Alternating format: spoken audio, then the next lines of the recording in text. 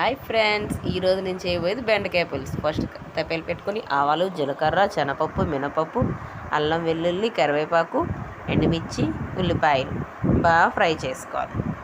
బాగా ఫ్రై అయ్యాక నెక్స్ట్ టమాటా ముక్కలు వేసుకొని అవి కూడా బాగా కలుపుకొని కాస్త మగ్గనివ్వాలి. ప్లేట్ మూత పెట్టుకున్నాం చూడండి. ఇప్పుడు టమాటాలు కూడా మగ్గిపోయి నెక్స్ట్ కట్ చేసిన బెండకాయ ముక్కలు కూడా వేసుకొని అవి కూడా బాగా కలుపుకొని మగ్గనివ్వాలి. ఇప్పుడు మూత పెట్టుకొని మళ్ళీ తీసేసరికి బెండకాయలు రెడీ, బాగా మగ్గిపోయి.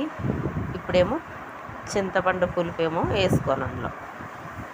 ఇప్పుడు నెక్స్ట్ పసుపు, కారం, ఉప్పు వేసుకొని వాటర్ పోసుకొని బాగా మరగనివ్వాలి. ఇప్పుడు మరిగిపోయిందిగా చూడండి, బాగా మరిగిపోయింది. ఇప్పుడు బెల్లం కూడా వేసుకోవాలి కొంచెం. ఇందులో మెయిన్ ఏంటంటే బెల్లమే మెయిన్. బెల్లం వేస్తేనే దీని టేస్ట్ బాగుంటుంది. మన బెండకాయ పులుసు రెడీ. యమ్మీ యమ్మీ బెండకాయ పులుసు రెడీ. Super friends, bye. చాలా బాగుంటుంది, మీరు ట్రై చేయండి.